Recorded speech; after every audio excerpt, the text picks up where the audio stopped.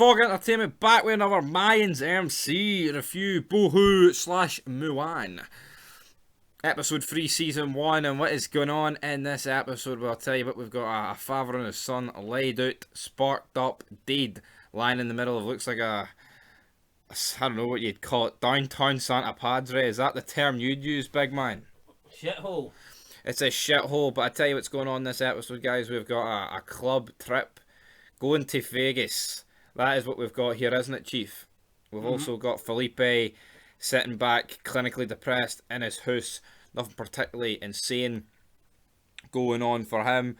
But, yes, of course, we have this Vegas run that basically is like, oh, we're connected. This is how we're getting the keys of blow. We got Jimmy, what's that guy in WWE? Jimmy Chang Yang? Jimmy Wang Chang. Jimmy Wang Yang, that basically this reminded me of. But we're led to believe that what the Chinese got wiped out and they're back. Chinese are back in town. It's only like, what, a 4-year time skip or something, man? The Chinese are back? What's going on here? But this episode we do begin to see a bit more easy flashbacks of like what happened the night his mother was murdered. Any thoughts on these flashbacks compared because they weren't never were his sons. Do you like the use of them in the Mayans? I do, I like it too.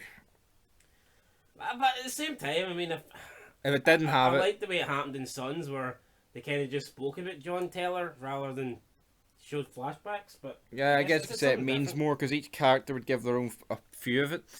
But in flashbacks, it's kind of like you see it and you have to give your own few of it. But I guess it works. I guess it kind of works both ways. Meanwhile, though, the hunt for Crystal Ball, it's no happening. They're no getting them, ain't they not? But they're feeding them. You want him back by the end of the day. Well, the day's over, guys, this episode, and he's no back yet, so... Yeah, so Miguel basically... He needs to step up his security or his henchman, or... He needs to do something. He needs to do something, man. But basically, we arrive in Vegas. Easy runs into a few coppers. And he basically has to take it because they're like, haha, you can't say it, we're on tribal land. But, did the club find out after they're on tribal land, or did they know all along to see if Easy would keep his temper in that situation? Well, yeah, I think they just wanted to get the deal over that's probably it. They wanted the deal, didn't want any heat. But that's what I'm saying. So what, are they free to do what the fuck they want since it's tribal land? Or is it just, oh, you can batter the police because it's tribal land? How far can you take it? Like, I mean, so is that not assault? But that's what gets me. It's like, surely if this is tribal land and you can do what you want, would this casino not be a bit more crazy than what it was? Yeah, but either way, you can do what you want. Exactly. And he might not be a police officer, but is that not still assault, no? What happens if you rob the casino? Oh, it's alright, brother. It's fucking tribal land. Yeah, I wonder if is that a legit thing, like, or is that just a made-up fantasy storyline in the show? No, I think it exists. I remember in Sons, they mentioned something about it. I remember when Clay asked the guys, like, do you get any like hate from local cops? And he's like, local police don't have any jurisdiction on Gohiwa land. I remember he said something like that, remember? And he's like, Season 3. I'm pretty sure it was something around them. But yeah, we've got Alvarez basically having to hold Bishop's hand here during this whole meet at the thing. Meanwhile, though, Emily spent half this episode greeting, and so did I, because she was on the screen half the time. She's wearing a baseball cap with Dina. They show up at the scene. Why this is even in the episode, I don't know, man. It's fucking garbage. It wasted 5 minutes. We've also got Adelita. What's her name? Minnie, and the guy that she kills for being sexist. They're doing some shopping. It's Mouse, isn't it? Minnie, but Minnie Mouse. I think that's what they're going for.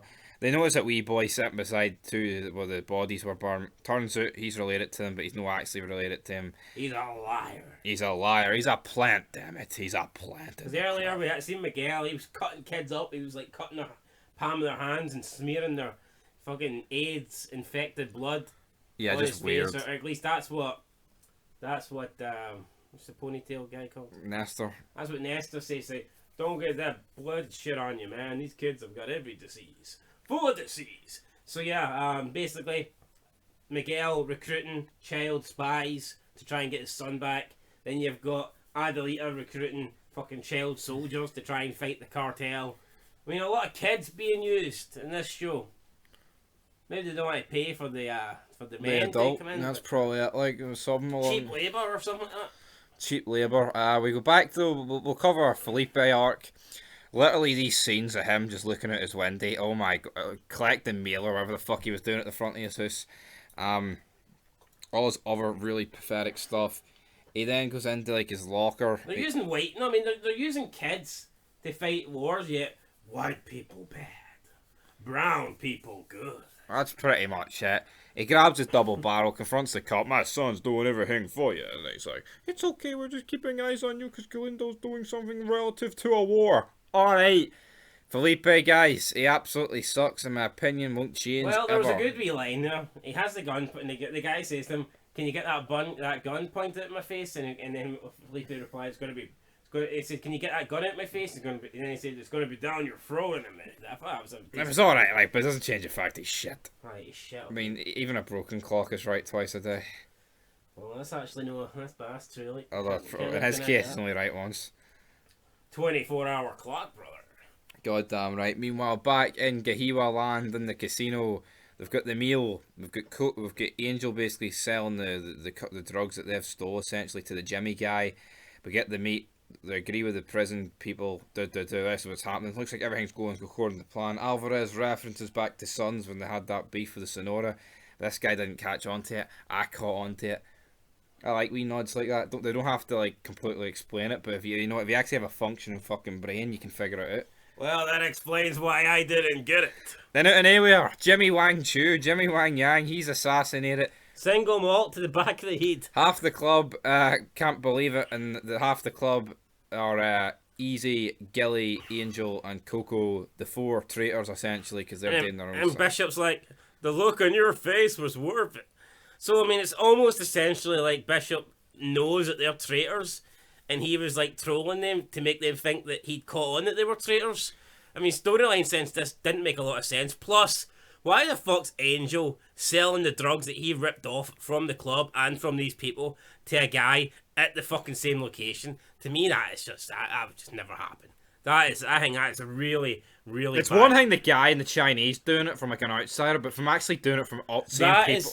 That is like fucking Juice telling Potter, meet me outside this warehouse where I've stole it here. I'll give you the I'll give you the brick outside the Sons are just inside. They're about 10 meters away, but come over here and I'll give you the brick. You know what I mean? No, I mean Juice fucking took it. No, with but him, gave it to him at a different that's like location. when Juice steals the brick, and everyone, the Mayans and Sons, is informed that there's a brick missing apart from Juice. And it's like, oh, you should have seen the look on your face, Juice. I mean, fuck off, stupid man. And Easy batters the cop. We head back to fucking Santa Padre. Am I missing anything? Miguel cries in his sleep next to Emily. What did he do? He wasn't really asleep. He was about to go to sleep. I was about to go to sleep too. It fucking makes any constellation. Woo! We get back to Santa Padre. Easy shows up. Within 3 seconds, he's knocked out sleeping because Felipe is essentially night nurse. Angel enters. He passes out because Felipe, night nurse. Felipe then wraps them both up like meat parcels and the episode ends. Yeah, It wasn't that fucking good, was it? Like, it's hardly a spectacular ending. Like, wasn't it really a cliffhanger? I mean, some old guy wraps his 2 sons in blankets, and that's how the episode ended. So, aye, in my opinion, the weakest episode so far. I'd give it a 5. It was really weak. I feel like it was the most screen time like Emily and Adelita got, and it was just fucking hot. It was awful. It wasn't good. I mean, see this wee fucking fat kid. I just don't need to see him. Oh, hola. My family died on the floor. Can we take him with us? Oh. That's what gets me. It's like, so where did he live? Obviously, it's just a plant. Like, it was not his family, but it's like, why is Adelita just willing to take this kid? Why did Adelita not have a brain and go, why, if they killed their family, why didn't they kill you? Wait a minute. You're a plant. It's for the sake of the fucking shit. But anyway, guys, I'm giving it a 5. What are you giving it? It was pretty bad, like, wasn't it? I mean, a 5's not fucking atrocious, but it's not great, like. I'll give it a 6. So it averages out at 5.5. Next time out, the episode is called Marcia La Liga. The Sots at the end. They're like a bit. They're like Sots. What's Sots? Kama Sots is Mr. Mayhem. Is Sots Mayhem? Who knows, guys? But anyway, leave your thoughts down below. We're going to get this done. We've already reviewed season 3, so we're up there. We need to get up to the season 2 finale. and then we'll be right on track for season 4. We'll be there. But until then, Peace. woo!